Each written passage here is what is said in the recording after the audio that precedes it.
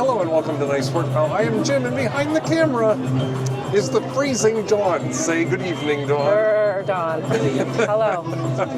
It is a little chilly tonight and that's making me sing the blues because I have gotten used to warm, nice weather. This is no good, but we're in the right place. We're at House of Blues. And House of Blues is an entertainment venue as well as a restaurant. And I know I'm getting old because I don't care who's playing. I just want to know if the brisket's any good. So anyway, let's go in and see what dinner's all about, and then we'll talk about House of Blues some more. Let's get in where it's warm.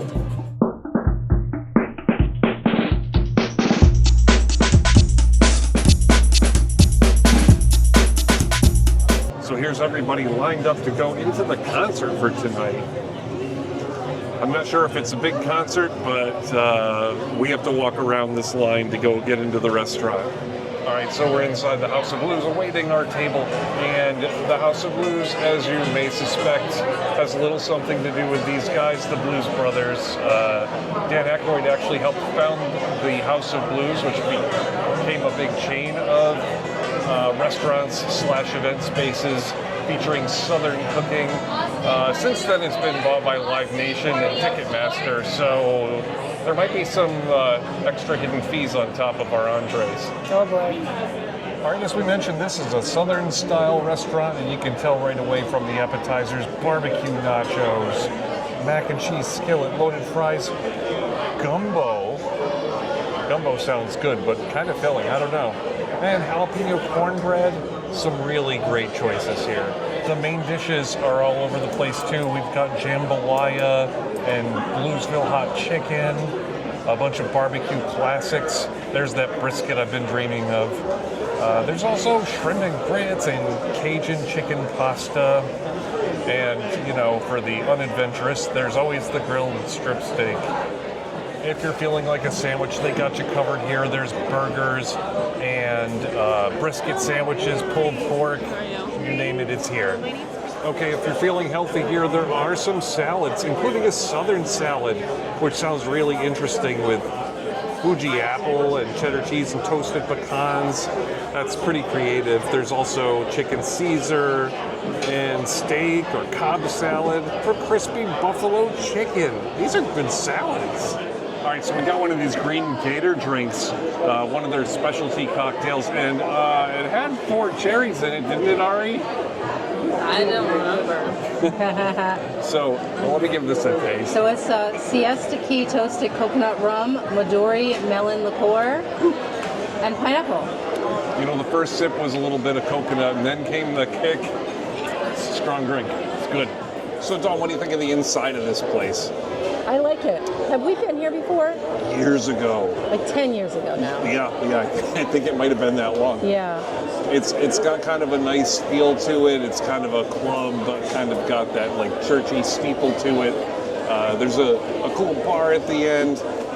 This is where they do that famous Sunday gospel brunch, so you can check out that menu too if that is something that piques your interest. But also, this place is kind of decked out for the holidays right now. Yeah.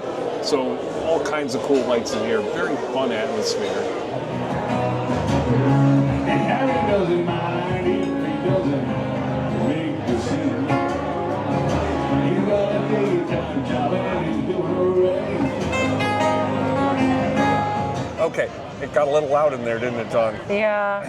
So the band that played like 3 feet behind us, first of all, let me just say this. They were kind of good. Yeah. They played a lot of stuff, classic rock, even a couple of 80s tunes. Everything was fantastic. Made it hard to hear, though, so if you think you're going to have a lot of great conversation, maybe get a table away from the stage. But the food, let's talk about the food. I had probably one of the best barbecue things I've ever had, and that was the brisket sandwich. Yeah, it was pretty good. It was so good. It had crispy onions on the top. It had a bun that was toasted just right and had some butter on it. I could tell it was Probably, buttery. yeah. And it was so soft and delicious with just the right amount of barbecue on the meat. It was heavenly. I would absolutely get that again. Now, the gumbo. Dawn, you had the gumbo, and we both agreed it was just okay. It Yeah. was not anything to write home about, which is disappointing because that's one of those southern things that you think maybe they would do well. I wish there were more people with us so we could have tried more things because we can only eat so much food.